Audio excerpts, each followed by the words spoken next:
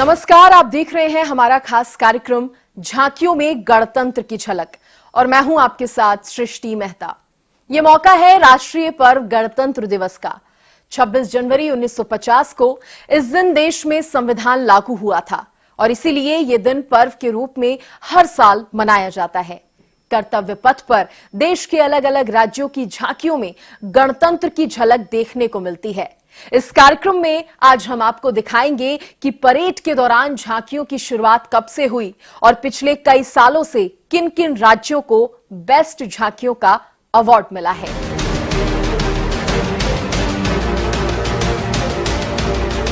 गणतंत्र दिवस पर राजधानी दिल्ली में होने वाली भव्य परेड और देश की शान बढ़ाती हुई झांकियां, ये सब अद्भुत और अकल्पनीय होती हैं। इस रिपोर्ट में आपको दिखाएंगे कि झांकियों को कैसे तैयार किया जाता है और इनको कैसे भव्य बनाया जाता है और इसके पीछे सेना की क्या कुछ भूमिका रहती है।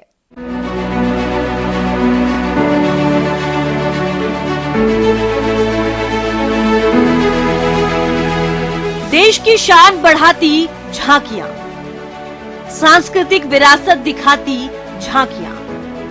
26 जनवरी का नाम सुनते ही हर भारतीय के मन में सबसे पहले दो ही बात आती है। पहले भारत का संविधान और दूसरा गणतंत्र दिवस पर राजधानी दिल्ली में होने वाली भव्य परेड और देश की शान बढ़ाती हुई झांकियां।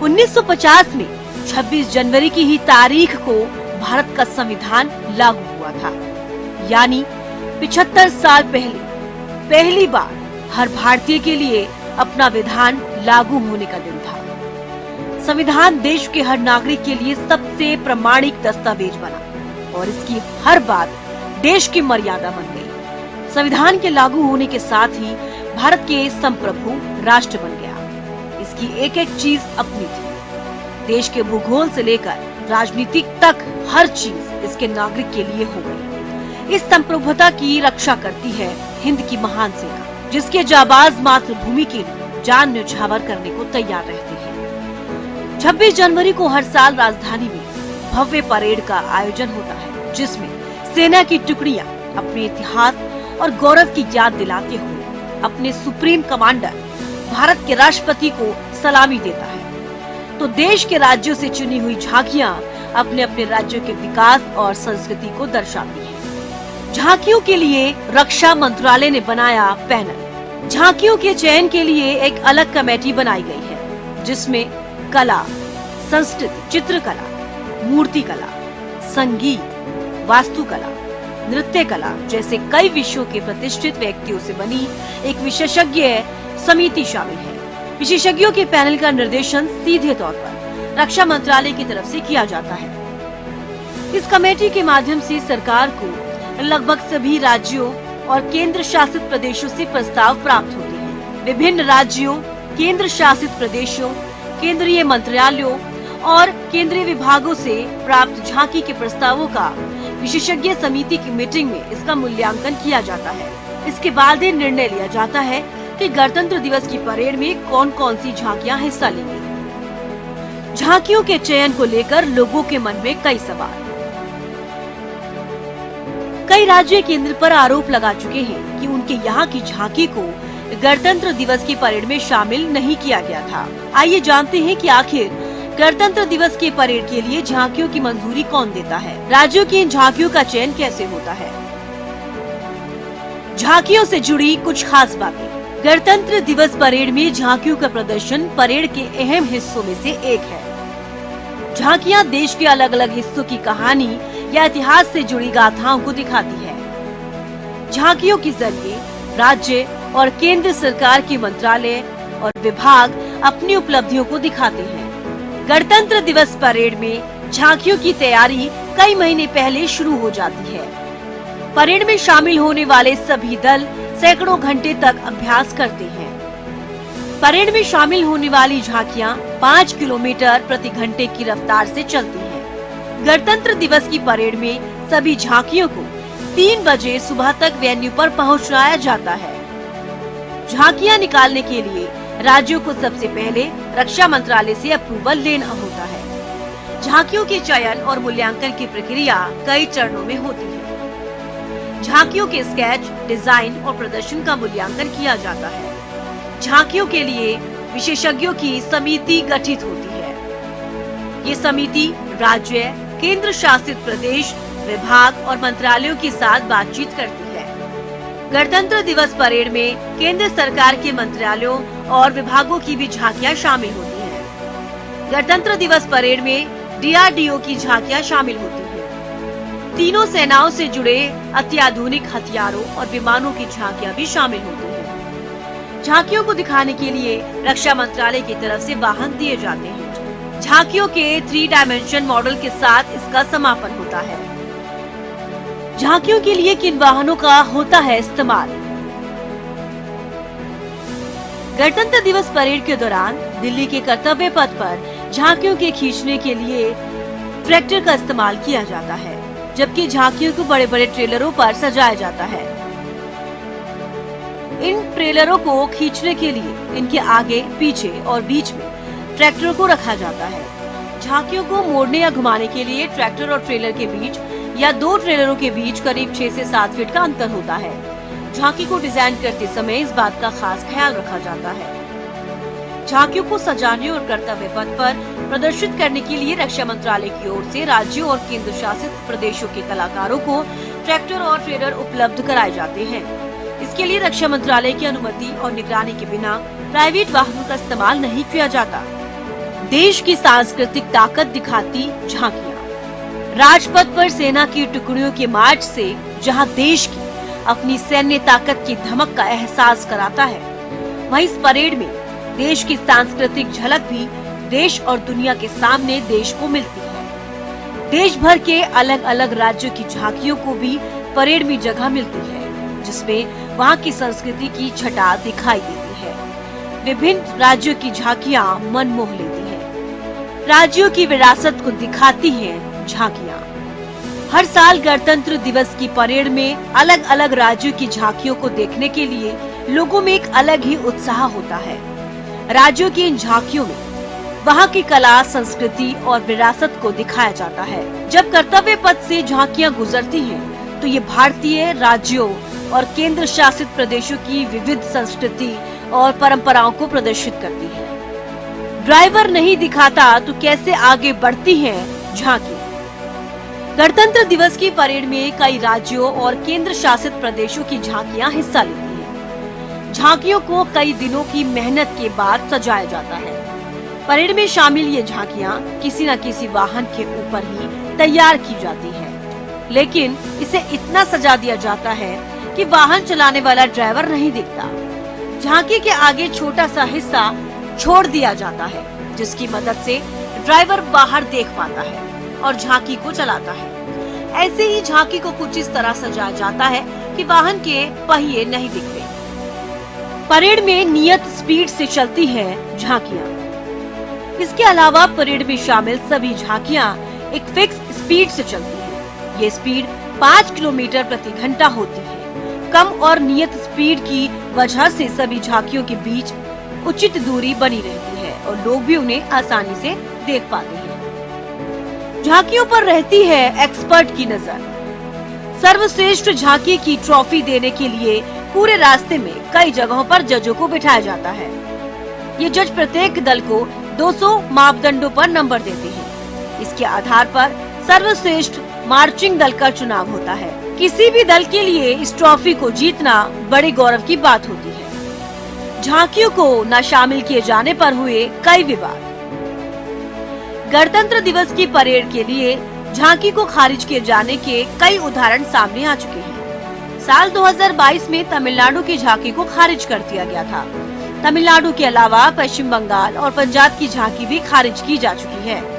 तमिलनाडु की इस झांकी पर हुआ खासा विवाद। इससे पहले साल 2002 की गणतंत्र दिवस की परेड में झांकी को न शामिल किए जाने को लेकर तमिलनाडु और केंद्र के बीच काफी विवाद हुआ था। तब झांकी का विषय स्वतंत्रता संग्राम में तमिलनाडु रखा गया था। केंद्र की विशेषज्ञ समिति ने तमिलनाडु राज्य की इस झांकी को खारिज कर दिया था। केंद्र से मंजूरी न मिलने के बाद तब तमिलनाडु सरकार ने गणतंत्र दिवस पर इस झांकी को पूरे राज्य में परेड करने का फैसला लिया था। बहरहाल गणतंत्र दिवस की परेड में झांकियों को देखकर होने वाले गर्व को शब्दों में बयान नहीं किया जा सकता है। अलग अलग राज्यों की झांकियां इस अवसर की शोभा बढ़ाती हैं। इसके अलावा कई सारे लोगों को पुरस्कार और अवार्ड से सम्मानित भी किया जाता है।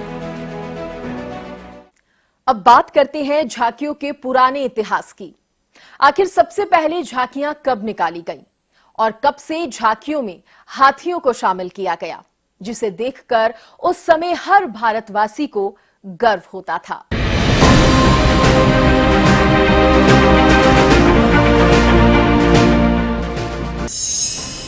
1953 में पहली बार निकाली गई झांकियां। साल 1953 में पहली बार 26 जनवरी पर सांस्कृतिक लोक नृत्य की झांकियां देखने को मिली, जिनमें अलग अलग राज्यों के आदिवासी नृत्य शामिल थे। तब इस अवसर पर रामलीला मैदान में आतिशबाजी भी हुई थी। वैसे सांस्कृतिक झांकियां देश में विविधता में एकता की मिसाल देती हैं। साथ ही देश के हर रंग को इस मौके पर इसमें शामिल होने का अवसर मिलता है। 1955 में मुशायरे के साथ निकाली गई झांकियां। साल 1955 में दिल्ली के लाल किले के दीवाने आम में गणतंत्र दिवस पर मुशायरे की परंपरा शुरू हुई। तब मुशायरा रात 10 बजे शुरू होता था और दिन में कई राज्यों की झांकियां निकाली जाती थीं, जिसको देखने के लिए लाखों भारतीय लोग पहुंचते थे। 1956 में हाथियों के साथ निकाली गई झांकियां। साल 1956 में पहली बार 5 सजे धजे हाथी गणतंत्र दिवस परेड में सम्मिलित हुए। विमानों के शोर से हाथियों के बिदकने की आशंका को ध्यान में रखते हुए सेना की टुकड़ियों के गुजरने और लोक नृत्यकों की टोली आने के बीच के समय में हाथियों को लाया गया। तब हाथियों पर शहनाई वादक बैठे थे और देश के हजारों लोग ये दृश्य देखकर आश्चर्यचकित हो गए। 1957 में कुतुब मीनार को दिखाया गया। 1957 में गणतंत्र दिवस समारोह में निकाली गई झांकियों में निजी कंपनी ने हिस्सा लिया। ये पहली बार था कि किसी निजी कंपनी को सांस्कृतिक परेड में भाग लेने के लिए आमंत्रित किया गया था। इस अवसर पर मुख्य अतिथि के रूप में सोवियत संघ के तत्कालीन रक्षा मंत्री जॉर्जी ज़ुखोव उपस्थित थे। समारोह का विषय इस्पात निर्माण की परंपरा के 3000 वर्ष था। परेड के लिए तैयार की गई झांकी में कुतुब मीनार के प्रसिद्ध लौह स्तंभ को प्रदर्शित किया गया था। इस्पात बनाने की आदिम प्रक्रिया को प्रदर्शित किया गया।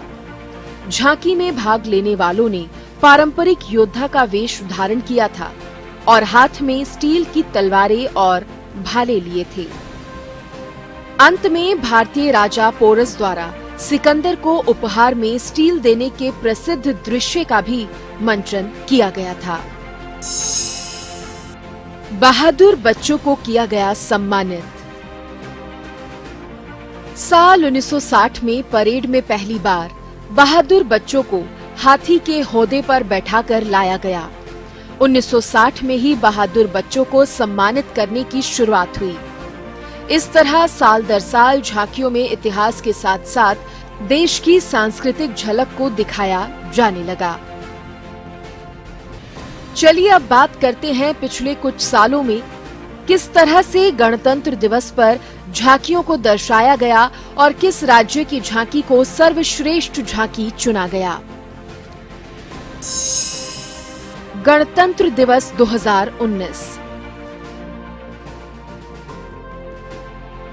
2019 में पूर्वोत्तर राज्य त्रिपुरा की झांकी को गणतंत्र दिवस परेड में राज्यों की श्रेणी में प्रथम पुरस्कार मिला, जबकि जम्मू कश्मीर को दूसरा और पंजाब की झांकी को तीसरा स्थान मिला। विभागों की श्रेणी में पहला पुरस्कार संयुक्त रूप से केंद्रीय औद्योगिक सुरक्षा बल और भारतीय कृषि अनुसंधान परिषद को दिया गया। त्रिपुरा की झांकी की थीम गांधीवादी तरीके से ग्रामीण अर्थव्यवस्था का सशक्तिकरण थी।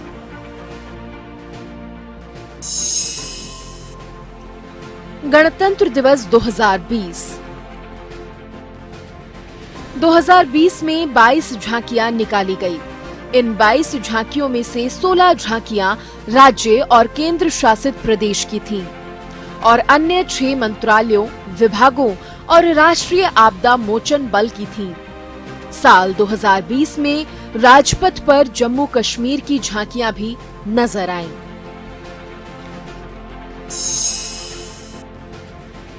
इस साल जम्मू कश्मीर सरकार ने बैक टू विलेज थीम के तहत झांकी निकाली। कर्नाटक राज्य ने अनुभवा मंत्र थीम के तहत झांकी निकाली। भारत के सबसे बड़े राज्य उत्तर प्रदेश ने झांकी की theme culture and religious tourism पर आधारित की। साल 2020 में असम की झांकी को गणतंत्र दिवस परेड में सर्वश्रेष्ठ झांकी का अवार्ड मिला था। इस झांकी में असम की संस्कृति और शिल्प कौशल को दिखाया गया था। गणतंत्र दिवस परेड में उत्तर प्रदेश को आकर्षक झांकी के लिए लगातार 5 सालों तक सम्मानित किया गया। साल 2020 में यूपी की झांकी को दूसरा स्थान मिला। गणतंत्र दिवस 2021 साल 2021 में गणतंत्र दिवस परेड में कई झांकियां दिखाई गई थीं।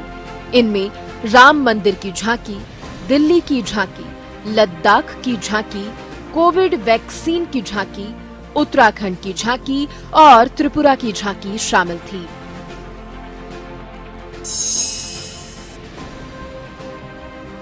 उत्तर प्रदेश की झांकी में राम मंदिर का मॉडल दिखाया गया था।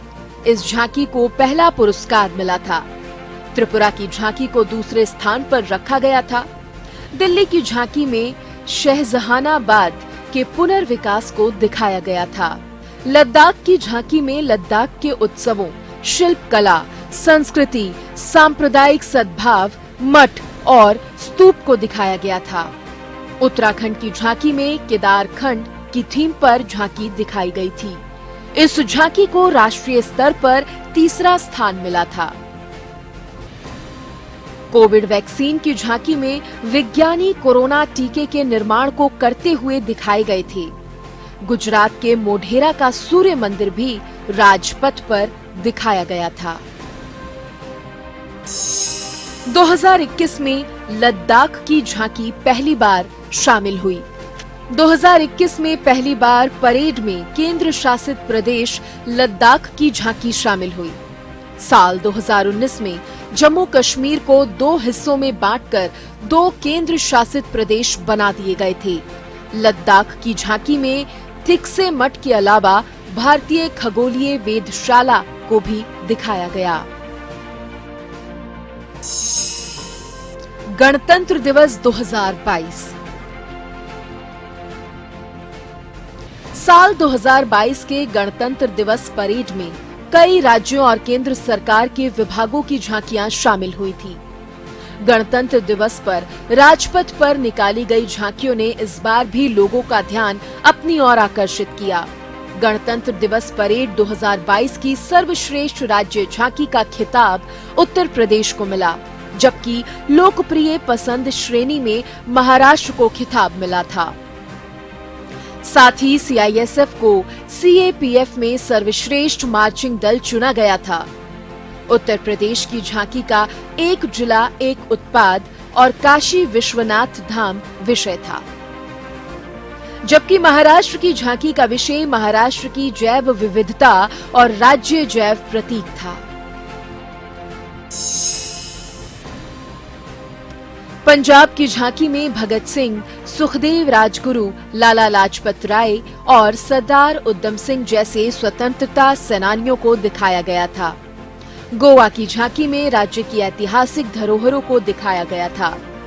कर्नाटक की झांकी में राज्य की पारंपरिक हस्तशिल्प कला को दिखाया गया।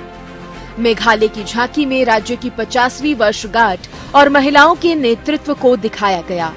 हरियाणा की झांकी में टोक्यो ओलंपिक और पैरालंपिक में हरियाणा के खिलाड़ियों के प्रदर्शन को दिखाया गया था। गुजरात की झांकी में साबरकांठा के पाल और दधवाव गांवों के नरसंहार को दिखाया गया था। गणतंत्र दिवस 2023। साल 2023 के गणतंत्र दिवस परेड में 23 झांकियां शामिल हुई थीं। इनमें से 17 झांकी राज्य और केंद्र शासित प्रदेशों की थी और 6 झांकियां अलग अलग मंत्रालयों और विभागों की थीं। इन झांकियों के जरिए देश की सांस्कृतिक विरासत, आर्थिक प्रगति और सुरक्षा को दिखाया गया था। साल 2023 में गणतंत्र दिवस परेड में उत्तराखंड की झांकी को सर्वश्रेष्ठ झांकी का अवार्ड मिला था। इस झांकी का नाम मानस खंड था और ये देश की सर्वश्रेष्ठ झांकी रही। इसमें उत्तराखंड के प्रसिद्ध पक्षी, पौराणिक जागेश्वर धाम, कॉर्बेट नेशनल पार्क और एपण कला को दिखाया गया था।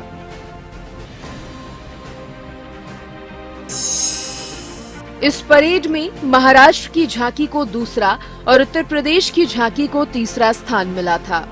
जनजातीय कार्य मंत्रालय की झांकी को सर्वश्रेष्ठ झांकी का अवार्ड मिला था। इस परेड में केंद्रीय लोक निर्माण विभाग की झांकी को भी सम्मानित किया गया। इस परेड में पंजाब रेजिमेंट को सर्वश्रेष्ठ मार्चिंग दल का अवार्ड मिला था। सीआरपीएफ को सीएपीएफएस और अन्य सहायक बलों के बीच सर्वश्रेष्ठ मार्चिंग टुकड़ी का अवार्ड मिला था। गणतंत्र दिवस 2024। साल 2024 में गणतंत्र दिवस परेड में कई राज्यों की झांकियां निकाली गई थीं। इनमें उत्तर प्रदेश की झांकी, झारखंड की झांकी, हरियाणा की झांकी, संस्कृति मंत्रालय की झांकी खास मानी गई थी। इन झांकियों में भारत की विरासत, विकास और सांस्कृतिक पहचान को दिखाया गया था। उत्तर प्रदेश की झांकी में रामलला की मूर्ति और प्रदेश की विरासत को दिखाया गया था। झारखंड की झांकी में तसर रेशम की विरासत को दिखाया गया। इस झांकी में झूमर लोक नृत्य और स्वदेशी संगीत भी पेश किया गया। हरियाणा की झांकी में प्रदेश के इंफ्रास्ट्रक्चर, औद्योगिकरण और अर्बन डेवलपमेंट को दिखाया गया। संस्कृति मंत्रालय की झांकी में भारत को लोकतंत्र की जननी बताया गया था। इस झांकी में एनामॉर्फिक तकनीक का इस्तेमाल किया गया था। 2025 की थीम स्वर्णिम भारत। बहरहाल 2025 गणतंत्र दिवस परेड की थीम इस बार स्वर्णिम भारत, विरासत और विकास है, जिसमें 15 राज्यों, केंद्र शासित प्रदेशों के साथ 11 केंद्रीय मंत्रालयों और विभागों की झांकियां कर्तव्य पथ पर देश के इतिहास, वर्तमान और भविष्य की झलक पेश करेंगी। News desk, Haryana news. तो जाना आपने गणतंत्र दिवस की झांकियों से जुड़े कई रोचक किस्सों के बारे में, कई झांकियों की परंपराओं के बारे में। फिलहाल इसी के साथ हमारे इस खास कार्यक्रम में बस इतना ही। आप देखते रहिए हरियाणा न्यूज। नमस्कार।